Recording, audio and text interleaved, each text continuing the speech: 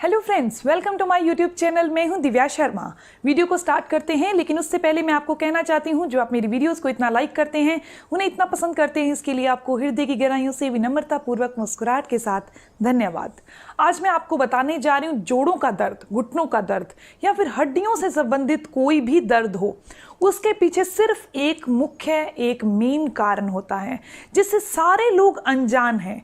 उस मेन कारण के बारे में आज मैं आपको बताने जा रही हूँ। उसके अलावा मैं आपको ये 2 इलाज बताऊंगी कि इनको हमने कैसे लेना है, ये इलाज कौन से हैं। फर्स्ट ये है और सेकंड ये है कि इनका इस्तेमाल कैसे करना है और इन्हें हमने बनाना कैसे है।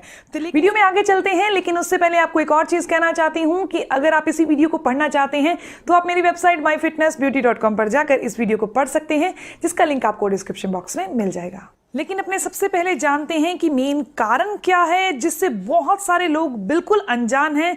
आप जरा बोर्ड पर देखिएगा, सबसे मेन कारण क्या है। हमारे द्वारा खाया गया ऑयल, जो भी हम तेल खाते हैं, उससे ये जॉइंट पेन, नी पेन, ये चीज़ें होती हैं।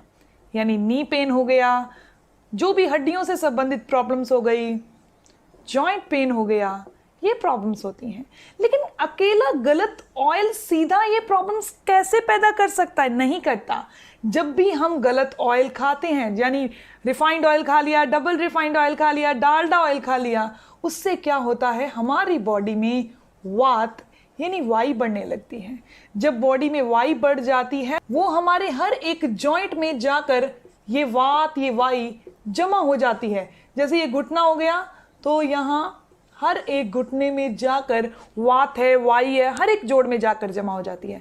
इसके अलावा गलत ऑयल खाने से एसिड बनता है।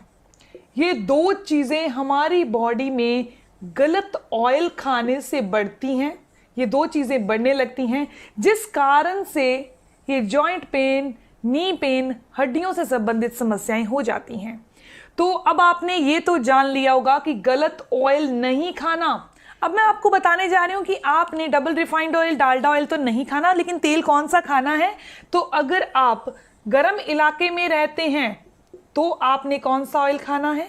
अगर आप ठंडे इलाके में रहते हैं तो आपने कौन सा ऑयल खाना है। अगर आप समुद्र के निकट रहते हैं तो आपने कौन सा ऑयल खाना है। अगर आप गर्म इलाके में रहते हैं तो आप सरसों का ऑयल खाइए।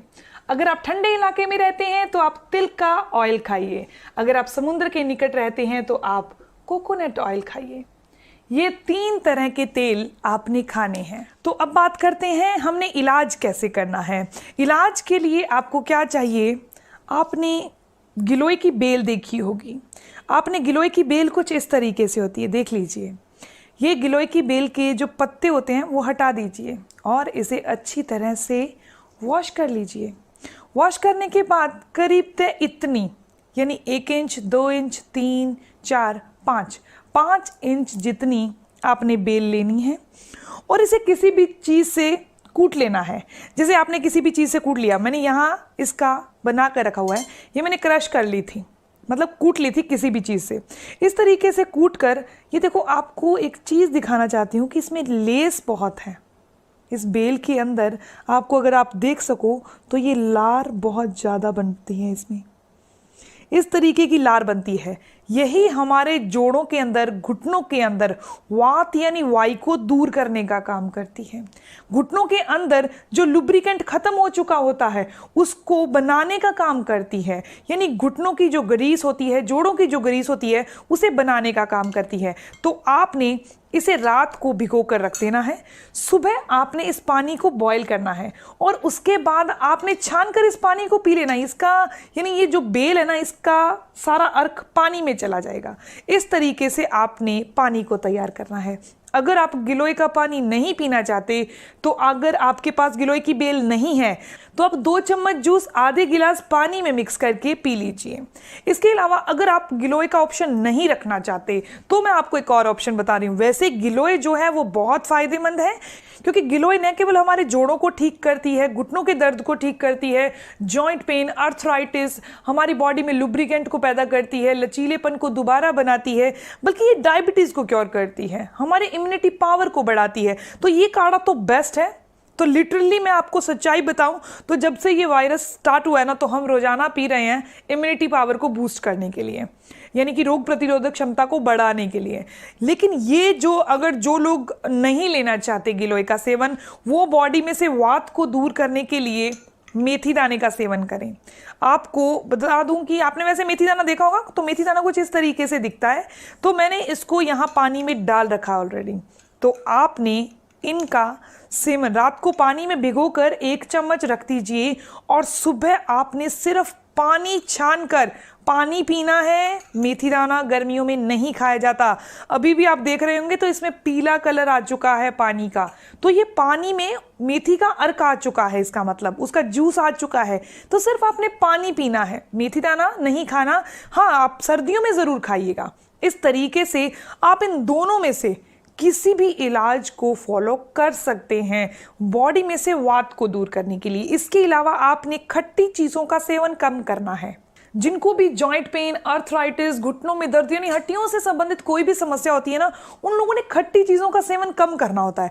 खट्टी चीज़ें, चाहे कोई भी खट्टी चीज़ है, इसके अलावा जितनी भी अरबी, भिंडी, वात बढ़ाने वाली चीज़ें हैं, आलू है, चावल है, इनका सेवन नहीं करना होता। वैसे आपको इन चीज़ों की नॉलेज होगी कि हमने वात वाली चीज़ें नहीं खानी, आलू चावल का यूज़ नहीं करना, मटर जो होते हैं हरे मटर, उनका सेवन नहीं करना, ज़्यादा ऑयली फूड नहीं खाना।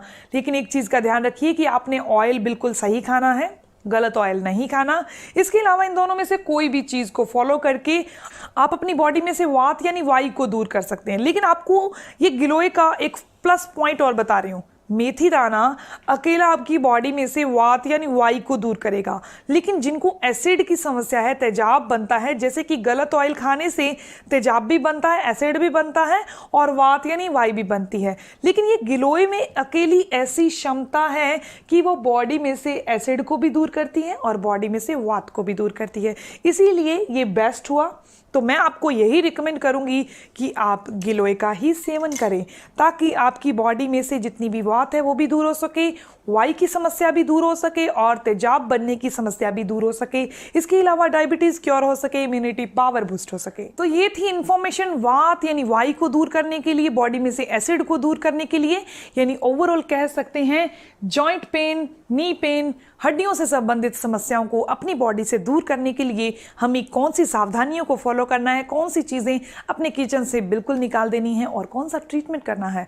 अगर आपको ये इन्फॉर्मेशन अच्छी लगी तो आप इसे लाइक ज़रूर करिएगा, क्योंकि आपके लाइक से मेरा मोटिवेशन अप होता है। और अगर आप मेरे चैनल पर पहली बार मेरी वीडियो देख रहे हैं तो आप मेरे चैनल को भी ज़रूर सब्सक्राइब कर लीजिए, ताकि ऐसी ही इन्फॉर्मेटिव वीडियो आप तक पहुँचती रहे। बेल आइकन पर ज़रूर प्रेस करिएगा। मिलते हैं नेक्स्ट वीडियो में, तब तक के लिए stay healthy, always be happy. Thank you for watching my video. Okay, bye.